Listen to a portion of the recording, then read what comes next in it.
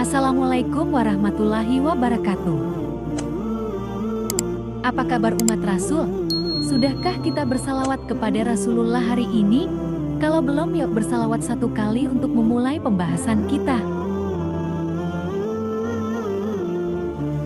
Kalau sudah, yuk kita masuki dalam pembahasan. Islam berakar kata dari aslama, yuslimu, Islaman yang berarti tunduk, patuh, dan selamati. Islam berarti kepasrahan atau ketundukan secara total kepada Allah SWT. Orang yang beragama Islam berarti ia pasrah dan tunduk patuh terhadap ajaran-ajaran Islam. Sedangkan mukmin yaitu orang yang beriman kepada Allah Ta'ala.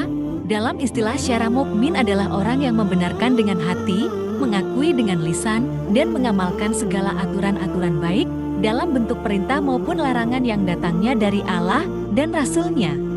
Jadi, apakah kita sudah benar-benar Islam hingga digolongkan ke dalam mukmin sejati? Jawabannya sudah pasti ada pada diri kita masing-masing. Dan zaman sekarang, ada juga sebagian orang yang beragama Islam namun sama sekali tidak mencerminkan mukmin sama sekali. Tertulis jelas di tanda pengenal bahwa dia memeluk agama Islam, tapi tidak pernah peduli dengan perintah dan larangannya. Dan golongan inilah yang dinamakan dengan Islam KTP. Ada beberapa faktor yang menyebabkan seorang mukmin lupa akan jati dirinya.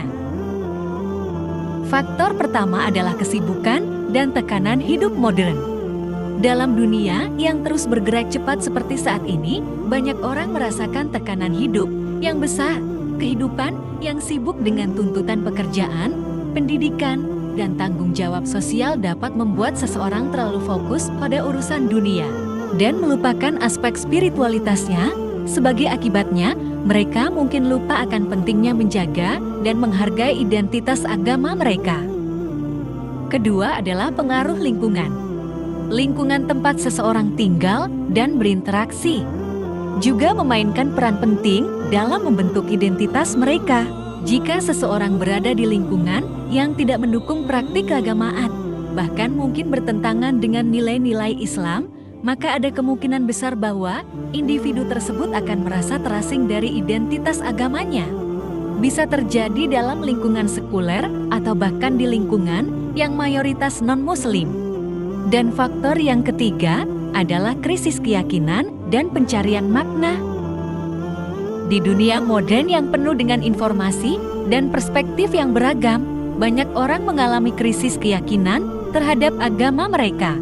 Hal ini bisa disebabkan oleh pertanyaan-pertanyaan yang kompleks tentang makna hidup, keberadaan Tuhan, atau bahkan pertanyaan tentang ajaran-ajaran agama mereka sendiri.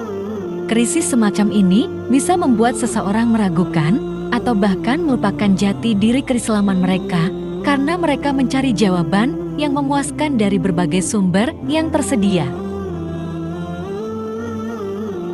Faktor keempat adalah pengaruh media dan budaya populer. Media massa, hiburan, dan budaya populer memiliki pengaruh besar dalam membentuk pandangan dan nilai-nilai seseorang. Paparan terhadap konten yang tidak mendukung nilai-nilai agama, bahkan terkadang menjelek-jelekan atau menggambarkan agama secara negatif, dapat mempengaruhi persepsi seseorang terhadap identitas agamanya. Terutama di era digital saat ini, di mana informasi tersebar dengan cepat, orang-orang rentan terhadap pengaruh negatif dari media dan budaya populer. Dan faktor yang kelima, kurangnya pendidikan agama yang berkualitas. Pendidikan agama yang kurang berkualitas atau bahkan tidak ada sama sekali juga dapat menyebabkan seseorang jauh dari identitas keislamannya. Pemahaman yang dangkal atau keliru tentang ajaran Islam bisa membuat seseorang merasa kurang yakin atau bahkan malu untuk mengidentifikasi diri sebagai seorang Muslim. Pendidikan agama yang baik dan mendalam sangat penting untuk memperkuat identitas agama seseorang dan memberikan pemahaman yang kuat tentang prinsip-prinsip Islam.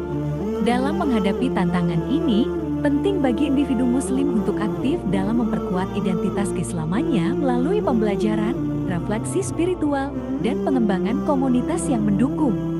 Selain itu, masyarakat juga perlu memperhatikan pengaruh lingkungan, media, dan pendidikan dalam mendukung individu untuk tetap terhubung dengan identitas agama mereka.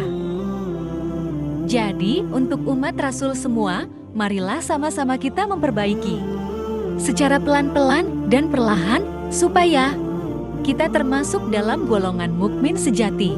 Yang sudah pasti, Islam secara lisan dan Islam secara hati. Bukanlah hanya sebatas Islam di tanda pengenal.